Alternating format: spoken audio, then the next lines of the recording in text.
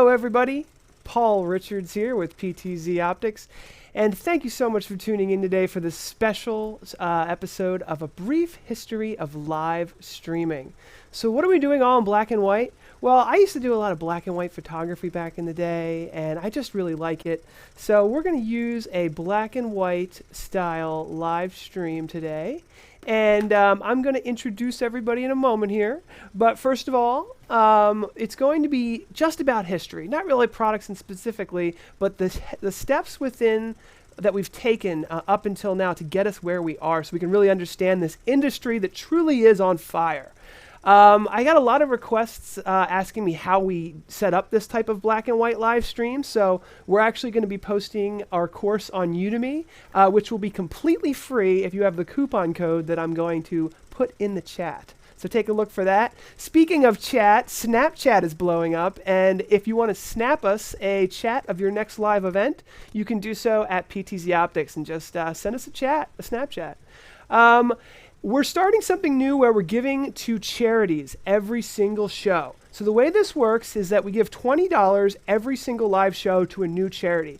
But we'll give an additional $1 for every like and every subscriber that we get during the live show. So hit that like button and you will literally be donating an additional $1 to the Susquehanna Casa. And last week we donated $44, so we had 22 likes, which was awesome. And hopefully this week we'll hit our max of 50. And every week we're looking for new charities. So if you'd like to suggest a charity in your local area that's doing good work, just email me at paul.richards@ptzoptics.com. Our president's heavily involved in the CASA, which is a court-appointed some type of supporter that helps children in need whose families can't take care of them and the courts have to reach in. So, with that being said, on today's show, we're going to have Bruce Richardson, who is the CEO of VideoLink. He's been in the industry for a long time, so I can't wait to hear what he has to say about how the industry's been headed. He's got some signed copies of the very first frame grabbers and some really cool stuff that I can't wait to see. Tom Sinclair is the host of Streaming Idiots. He's also the CEO of Eastern Shore Broadcasting. He'll be on the show today, and we'll have the chance to ask him a bunch of questions and hang out with him, and he's going to fill us in on where he's been taking the industry. Joe Husson is here. I did not get a picture from him, so I don't have a slide. And then finally, Andrew Haley is the chief evangelist, evangelist, the chief product evangelist for Wirecast. And Wirecast was one of the very first products to integrate with Facebook Live. They've got a really great product I know a lot of you use out there. So we're going to have the chance to ask him a lot of questions. Really quickly, I show this slide all the time. Where is the streaming market? This is what I want to ask a lot of people out there today. I want to ask our guests. I think that we're just at the tip of an iceberg. I think we're still at the early adoption stage, and we are all about to experience tons of growth with YouTube Live, Facebook Live. I hear about new products every day that sound like they're going to change the entire industry. So without further ado, I would like to introduce our guest today. And how's everybody doing? Bruce, how you doing? Tom? Very well. Good afternoon, sir. Andrew, how are you? I can't hear you, Andrew. Joe, how you doing? I'm doing great. Thanks for the invitation. Cool. So I'm gonna start off with Bruce. You've got your really cool bowler hat on, and Bruce, I wanted to start by asking you. So you've been in the industry for about 30 years. You started your business in 1987. Tell us a little bit about the beginnings of your business and the industry. Well, I came from a radio background. I was a radio engineer before I got into video. So you're right. I started with video in about 87. The industry itself, when I look back, it was about 1980 that the internet was kind of invented. It was a couple of universities that were doing a network, and they're really the guys that started it. No, folks, it wasn't Al Gore. And that was about 1980. About 94, it started going public. 93, 94, and about 95, it kind of got finalized. And that's when we all kind of clued in that, BBSs were kind of on the way out. Internet was the new thing. And it was great. I remember working with I got invited to beta tests and stuff at Cornell University back when White Pine was around, and that was pretty much the first ever video teleconference software. Back then, we were using capture cards with black and white security cameras, and the teleconference chat software was just being developed. White Pine, and that turned into like See You See Me, and programs like Pal Talk and Eyeball Chat and Camfrog, and there was a bunch of them that came out. And increasingly got more popular and more easy to do with the webcams coming out and the computers getting better. So it's been quite a huge jump in technology. We used to have a thing called the Internet Year.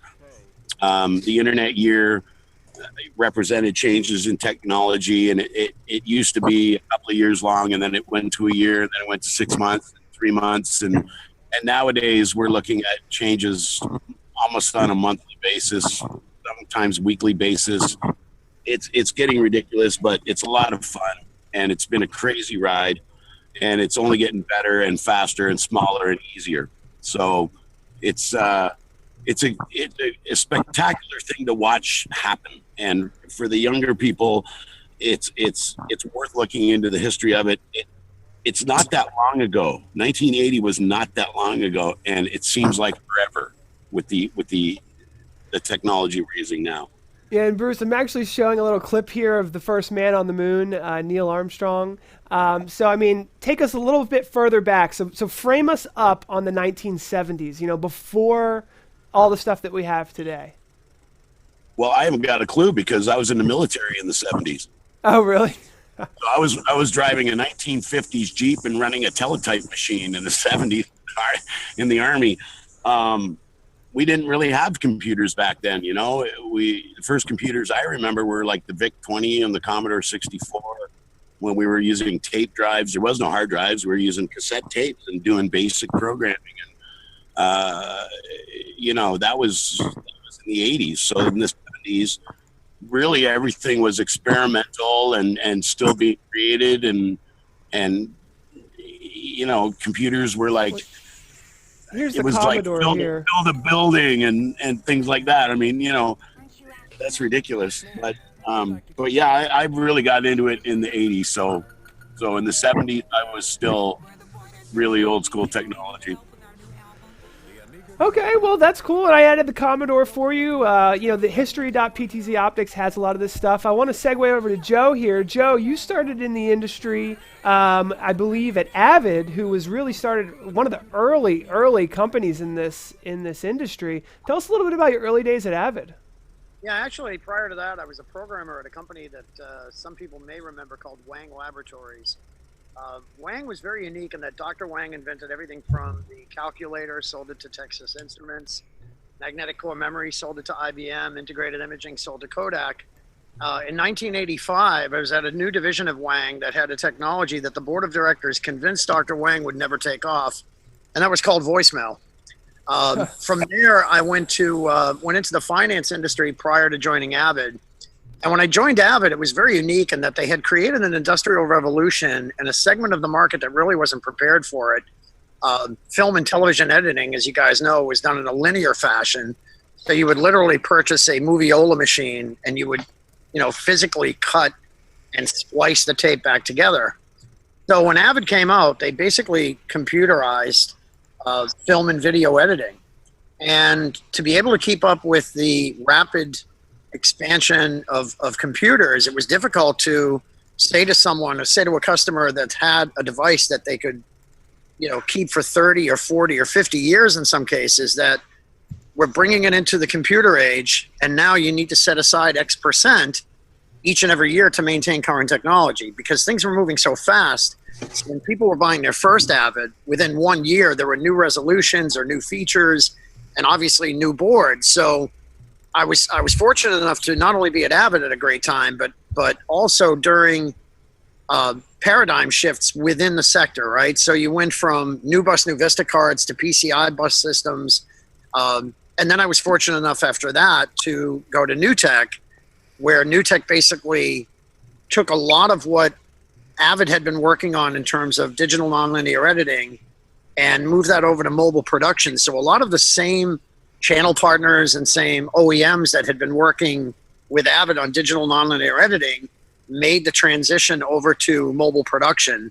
And yeah, I was very, very fortunate. The difference, though, Paul, was that from the Avid piece to NewTek, right, the Avid opportunity was really limited at that time to broadcast, post, film companies. And then NewTek was able to transcend those traditional industries to include corporate, education, house of worship, and all the while, everything, to Bruce's earlier point, was becoming faster, smaller, more affordable.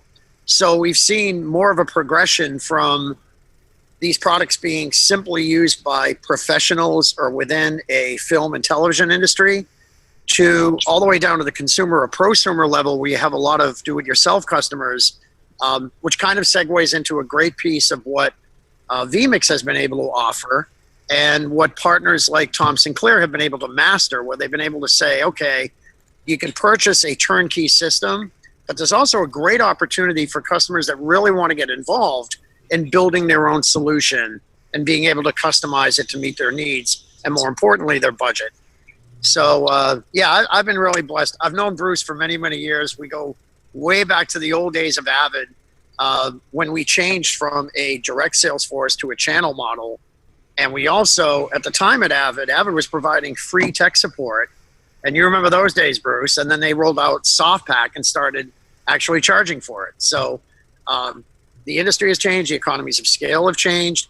But to your first point, Paul, I see... When I went to live stream after NewTek, the sheer magnitude of opportunities is limitless, ranging from people that want to stream, maybe their granddaughter's graduation, all the way up to mission critical major accounts and corporations that are using the technologies that we're talking about today, both on the product side and on the services side.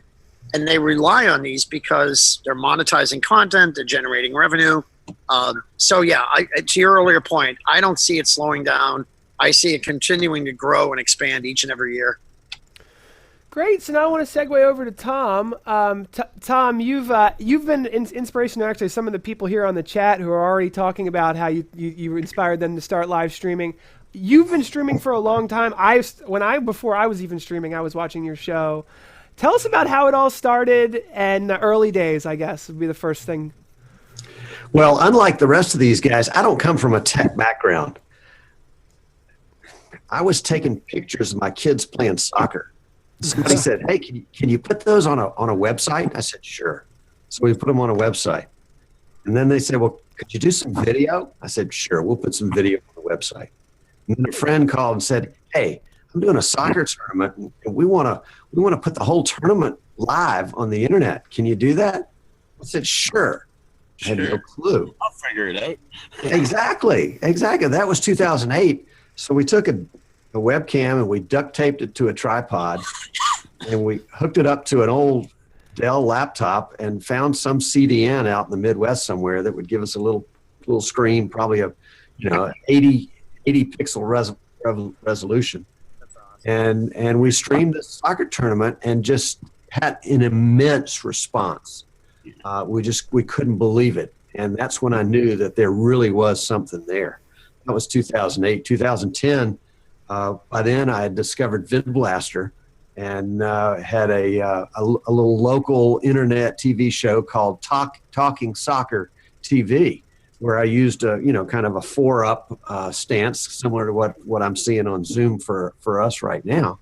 And, brought local soccer coaches and other personalities on and interviewed them and had a good run. I guess we went about 20 shows or something like that and had a great response from it. Then in 2012, decided to start a regular weekly show talking about streaming.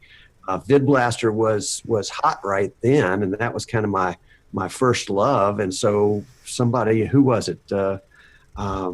Vance Willis on the tech show out of England said, somehow I showed up in his chat room one day and he said, "Oh yeah, there's that VidBlaster guy." And so I took that name and applied it to the show. So in July of 2012, we started That VidBlaster Guy. And it didn't take long before I realized, hey, it's not all about VidBlaster. There's so much more going on. There's capture cards, and there's cameras, and there's microphones and mixers, and all the stuff going on in the streaming world. And there's also other software. By that time, I had discovered Wirecast, and I was beginning to integrate Wirecast into the broadcast because Wirecast was an excellent encoder. And so we kind of had a hybrid system, a VidBlaster, a little bit of Wirecast. And then I said, okay, we got to break the VidBlaster mold. So in 2014, we started Streaming Idiots, which has been a phenomenal success. And actually at that point migrated all the way over to vMix. So I've had a chance to use all what I call the big three in my little world. No offense to folks with TriCaster, but in my little world of being able to do it yourself, it was VidBlaster, Wirecast, and vMix. And vMix has brought us this far with Streaming Idiots. We have a weekly show, Wednesday afternoons, 3 o'clock, and have a great live audience, have a huge international audience that watches us, at the right time of day. And it's a lot of ton of fun. And this is from just a regular guy. I'm not a tech guy. I just started out taking pictures on the sidelines of a soccer match, and this is where it got me. And look at where you are. It's incredible. Just got a little bit more time left to interview Andrew, and then in the post show, I want to ask you some questions specifically, Tom, and I know that everyone in the chat's going to ask a lot of questions. So Andrew, tell us about your time as a product evangelist. I can say it. Yeah, no, you did it. Nice job. And you can hear me okay, right? Yes, I can. All right. So I'd have to say that I joined. I've got a background in video production and media editing and stuff, but I joined the Wirecast team about 3 years ago in 2013, just prior to the release of the version 5 of our software. And Wirecast have been around. It's kind of grown with this industry. Everything that everybody already said, from just how fast things are changing and how much has just changed in the last 5 years, 8 years, 10 years, let alone the last 20 or 30. Wirecast has kind of been there the whole time. I think they released the first version 1.0 in May of 2004, so about 12 years ago or so. And it's just, I think it's been a pretty wild ride ever since. And it seems to be picking up speed. So from what I understand, and I wasn't there, I wasn't thinking about video streaming. I was just in college in 2004, and just thinking about making it to class, right? So the idea that you could be streaming video online and that it would be this easy, and not only that you would have companies that are globe spanning beginning to throw their hats in the ring with it, like from Facebook to YouTube and so forth, that this really is, I think, probably the golden era for online video and video streaming. And I've seen, even in just the last 3 years since I've been on the Wirecast team and been kind of had a front row seat, just how quickly things are picking up speed. It's been amazing. And particularly when we, I think the strategy all along for the Wirecast team was to be partnering with big people who are out there, companies that are out there, CDNs, providers, and companies that are in this space. And we've seen that has been a rewarding practice for us, because eventually when YouTube Live was there and just getting going and just in its infancy, and before that Ustream, a huge partner of ours, was them in the early days. They were instrumental in helping to, I guess, evangelize this technology. So yeah, you guys I think were one we're of only the first. More of that going forward. You guys were one of the first people to come out with Facebook. When Facebook came out, they were like, if you want to live stream to us, you got to use Wirecast. And you use Facebook as your primary CDN. Can you just tell us a little bit about the difference? Because we do YouTube as our primary CDN, and I feel like, you got to invest in, where you're going to be streaming to. Tell us about your experience on Facebook, because I know a lot of us see the opportunity. I mean, it's huge, but what is it really like over there? Well, so I would say I've had experience on all the platforms, and I wouldn't say you should lock yourself into just one. Hmm. You should pick the one or the as many that are going to work for you and your audience. We were really fortunate. Facebook was very generous with us. They actually invited us in early on in the process and said, "Hey, we're getting ready to broaden this to third parties, and we'd like you to be one of the first ones to integrate with our live streaming API." So it was quite an honor, and we've just so we were, of course we were like, yeah, let's do this. So just a few months ago, that's when that launched, and there's been a massive response. I think people are seeing.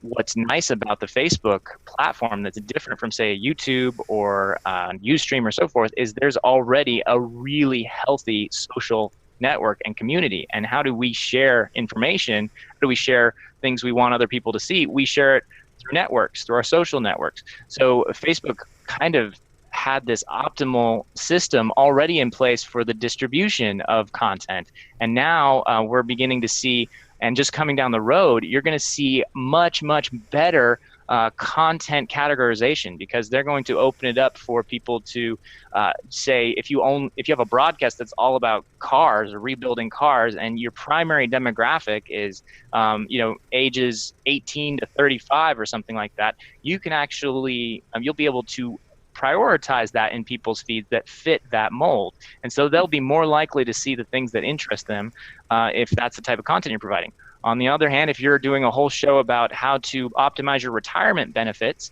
well, that's not going to be any interest to people under 50 or 65. So you'd want to target those people. And so Facebook's going to allow you to almost help you find your audience even better. And so I think that's the primary difference between it and YouTube. YouTube's a bit of a mishmash, all open. There's definitely a community there. I don't want to knock that. There's a strong and healthy community, but it's not one that was already kind of grown organically over the last 10 years or so, which is what Facebook's been doing. So I think that's the biggest thing we've noticed is just the excitement around the sharing that's going on and the types of ways you can get in front of viewers that you would never have reached before. So that's my 2 cents on that. And I think going forward with Wirecast, we're doubling down on that, and we'll be implementing all those types of tools that Facebook lets us implement, so that as a streamer, you'll have more control over where your content's going, who's seeing it, and how it's tagged and categorized. So it's pretty exciting.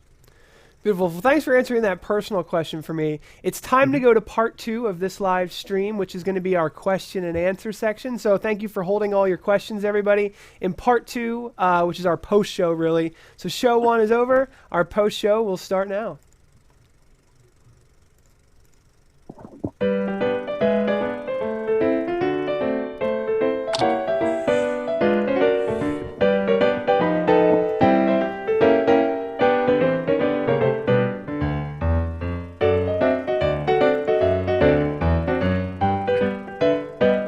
That's me playing the piano, by the way.